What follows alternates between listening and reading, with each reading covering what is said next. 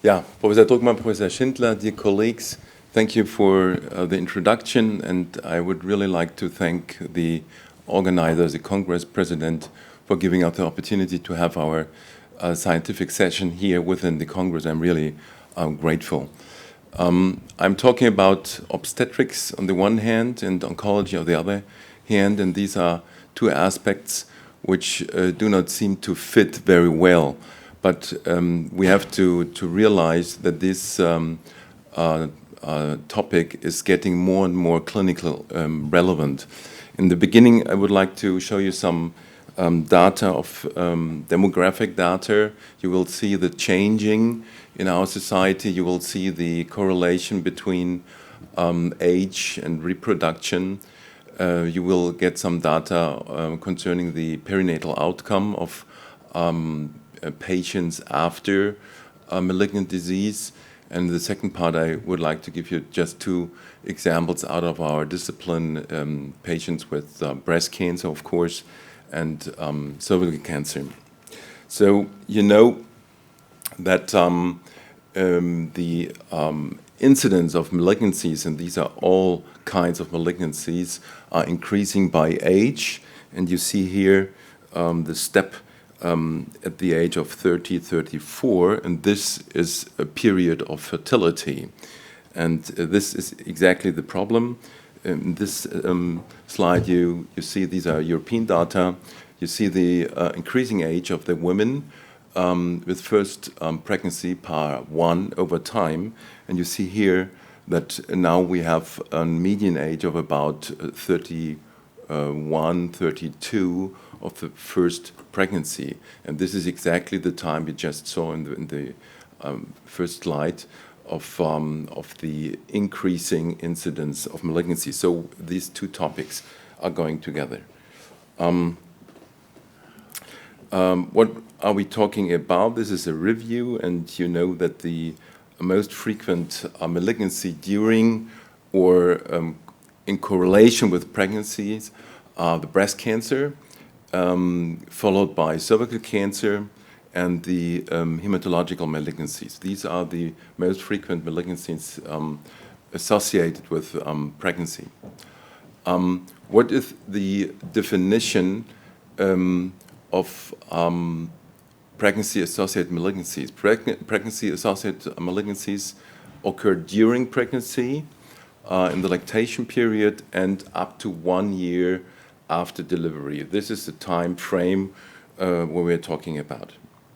So, I mean, this seems to be very simple, but I think this is crucial for the clinical decision in taking care of the pregnant women.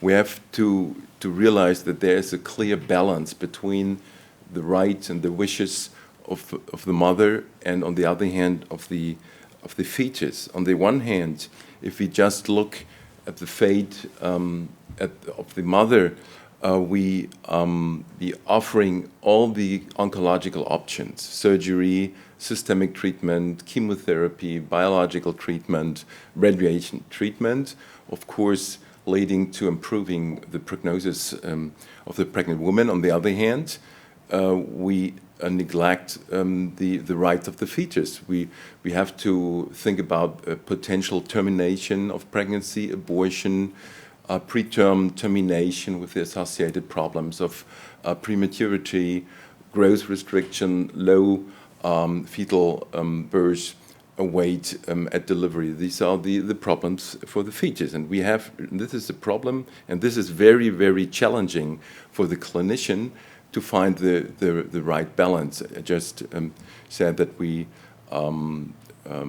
will have the consequence for the mother by looking just at the outcome of the fetus, that the oncological treatment options are limited. Of course they are limited. This leads potentially to a progression of the disease. This leads to reduction of relapse-free survival and overall survival. On the other hand, the outcome, the perinatal outcome of the fetus is good. One thing which is very important to realize over the last decades is that the highest rate or the most important factor for perinatal morbidity in pregnant women with malignancy is iatrogenic, because over the time the oncologists thought that by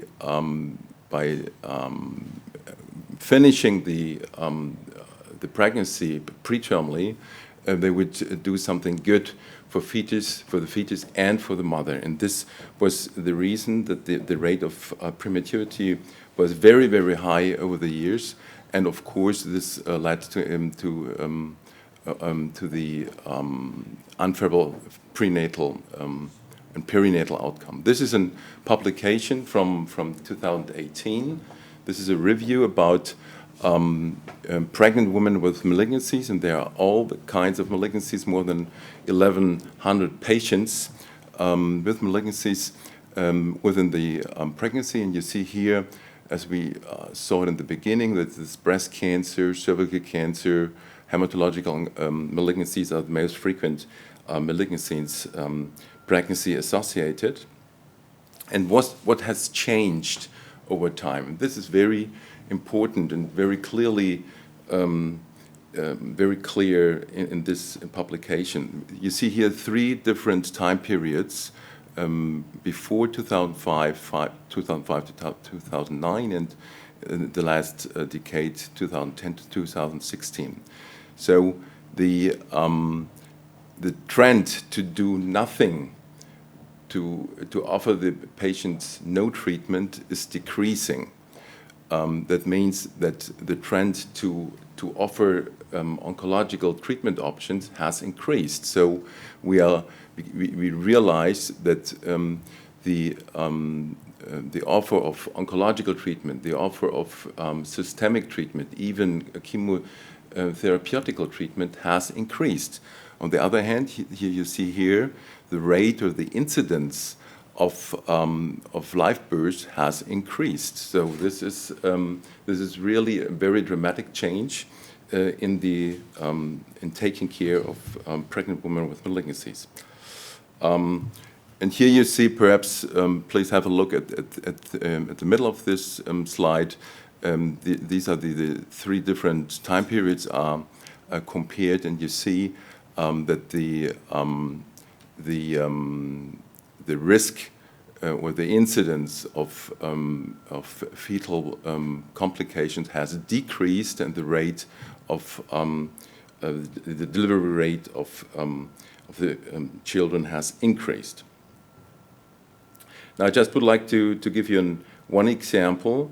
One patient we took care last year. This is a patient after assisted reproduction. And this a patient didn't undergo a normal gynecological examination in the beginning of the pregnancy, and this was fatal because she presented to us with pains within the pelvic ring, and it was 38 of a week of gestation, and we did the cesarean section. The fetal outcome was without problems, but then we did very, very fast the staging procedures, and unfortunately we found diffuse hepatic metastasis, a diffuse osteolytic metastasis with a risk of fracture of the cervical spine.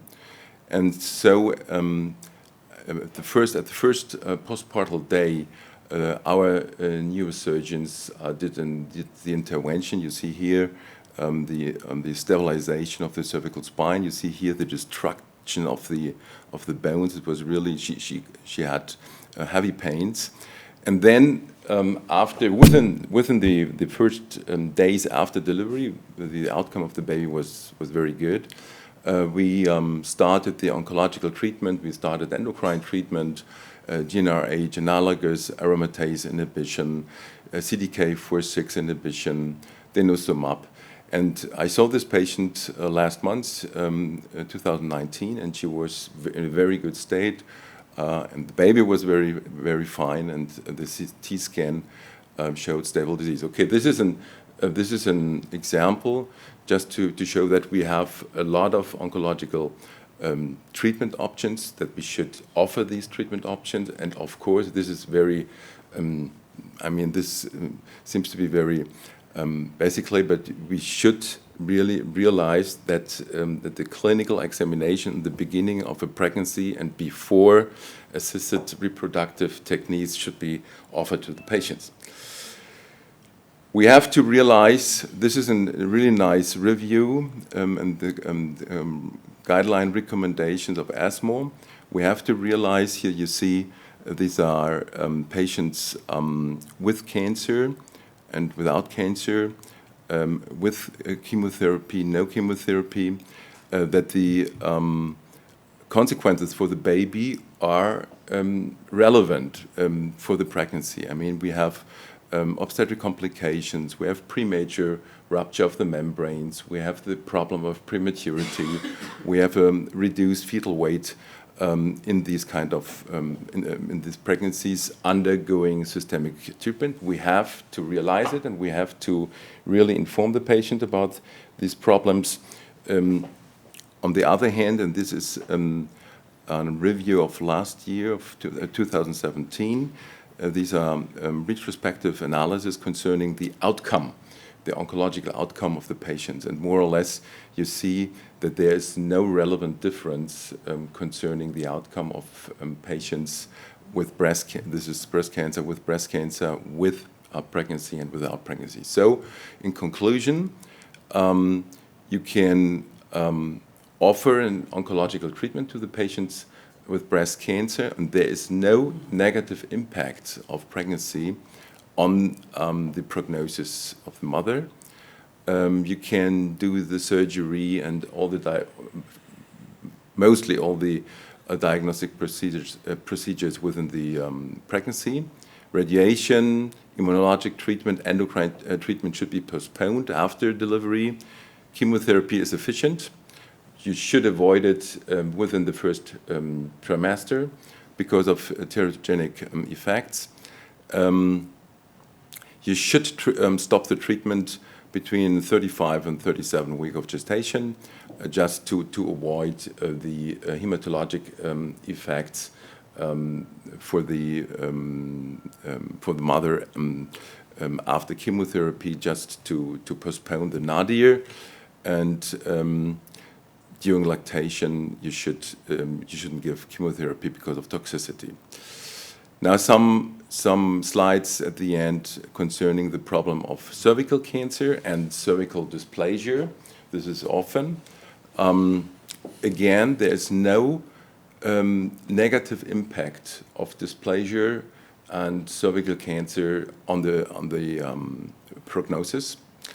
And this is important. All the therapeutical options, surgery, non-surgery, radiation, chemotherapy, chemoradiation, immunologic treatments are depending on tumor size, nodal state, and of course, age of gestation and patient's will. Here you see a review. This is very confusing, but just please have a look at the first line. This is, as I just said, that the direction of the treatment offer should depend on the stage of the disease and the oncological treatment, oncological parameters, and of course on the wish of the patient, which is one thing which is really important.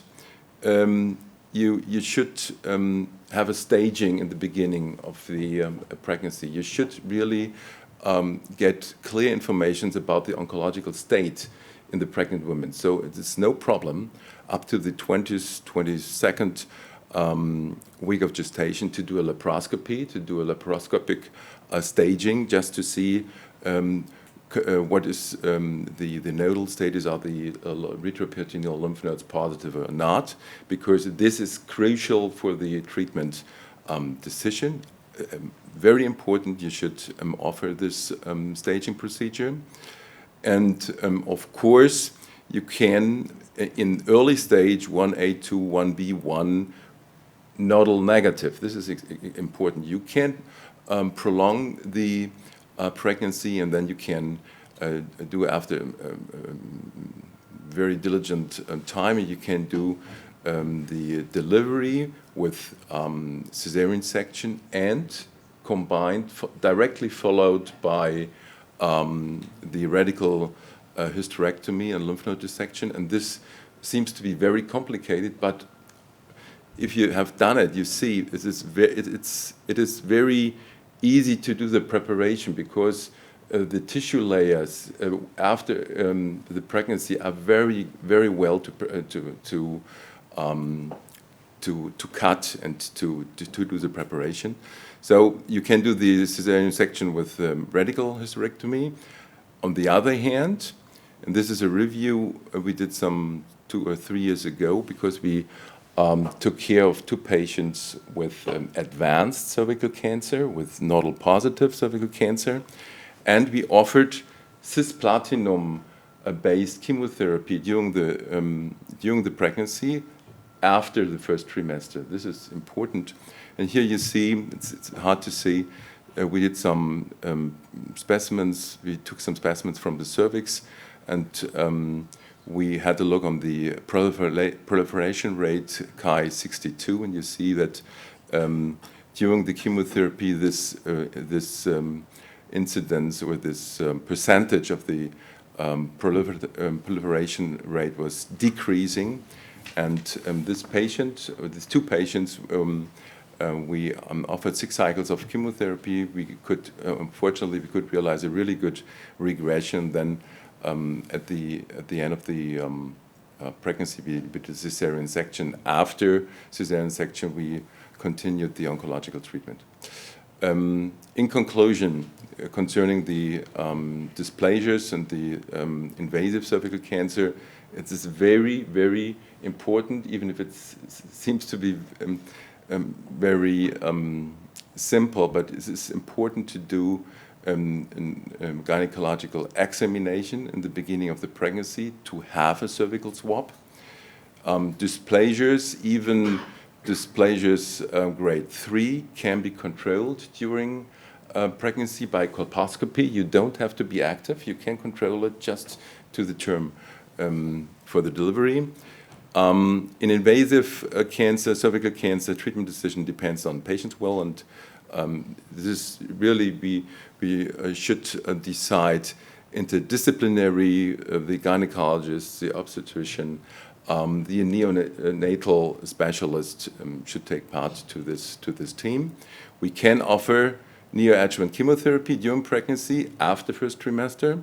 We can do the sectio radical hysterectomy, and vaginal delivery is possible in cervical cancer without having a negative impact on prognosis. Thank you very much.